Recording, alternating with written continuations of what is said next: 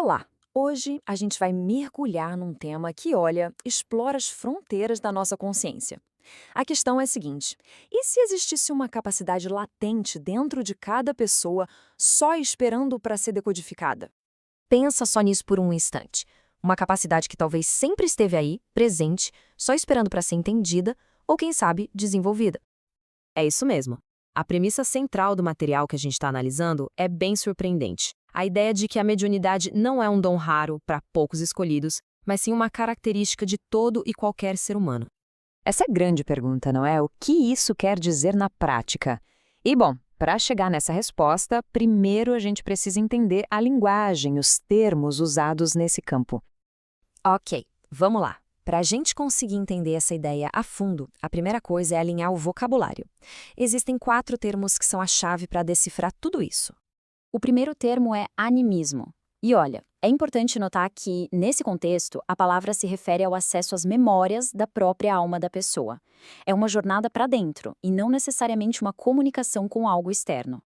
Depois, a gente tem o médium. De um jeito bem simples, o médium é a pessoa, o indivíduo que funciona como uma ponte, um canal, e que tem o potencial para essa conexão. E aí vem a mediunidade.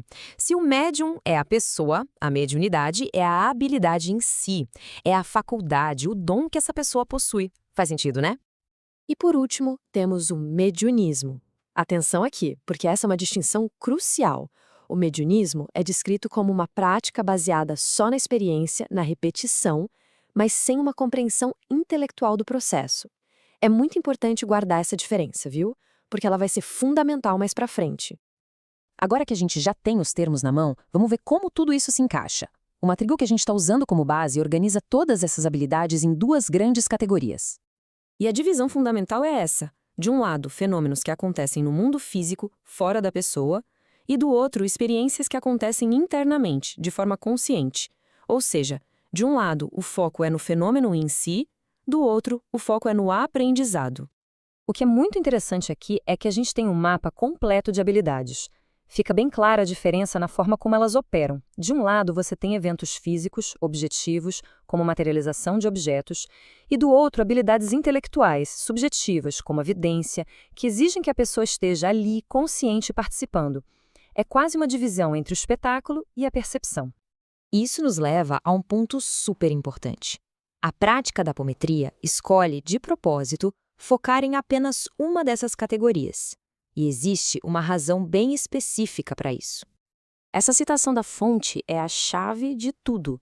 Ela define a apometria como uma técnica anímica, ou seja, da alma. E a parte final é o pulo do gato, sem relação com o mediunismo. Lembra daquele termo que a gente viu, da prática sem entendimento? Pois é, a apometria se posiciona exatamente no lado oposto. E aqui está o porquê. O objetivo não é o fenômeno por si só, sabe? O grande lance é o aprendizado consciente e a aplicação terapêutica. A consciência é a peça central de todo o processo. Certo, então o ponto crucial é este. Se a apometria foca nessas habilidades conscientes, que habilidades são essas e como é que elas funcionam? Vamos dar uma olhada nesse kit de ferramentas? Essas aqui são as principais ferramentas subjetivas, as habilidades mais comuns, mais utilizadas na apometria com fins terapêuticos. Vamos entender rapidinho cada uma delas. Primeiro, a vidência. Ela é descrita como uma forma de visão que não é física. É a capacidade de ver com a mente, de perceber imagens, pessoas ou coisas que não estão fisicamente ali na nossa frente. A audiência seria o equivalente auditivo, ou seja, a capacidade de ouvir sons, vozes, até pensamentos que não são captados pelos ouvidos físicos. E essa aqui é genial porque fala de uma habilidade que muita gente já sentiu, a intuição. Ela é apresentada como aquele pressentimento, sabe? Aquela certeza que vem do nada, que a gente não sabe explicar de onde veio. Isso torna o assunto todo bem mais próximo da nossa experiência do dia a dia. E agora a gente chega na técnica que, segundo a fonte, é a base de todo o trabalho terapêutico na apometria, o desdobramento. É basicamente a projeção consciente da percepção para outro lugar, seja um ponto no espaço ou o campo de energia de outra pessoa. Isso permite observar e interagir à distância. E este slide resume como tudo se conecta. O processo começa com o desdobramento. A partir daí, as ferramentas de percepção, como a vidência e a intuição, são usadas para coletar informações. A comunicação pode vir pela psicofonia e, o mais importante de tudo, o praticante está consciente, ativo e aprendendo durante todo o tempo. E a gente termina com essa provocação.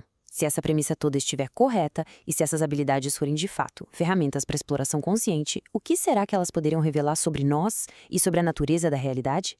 A resposta, talvez, esteja justamente nesse potencial de aprender através da própria consciência.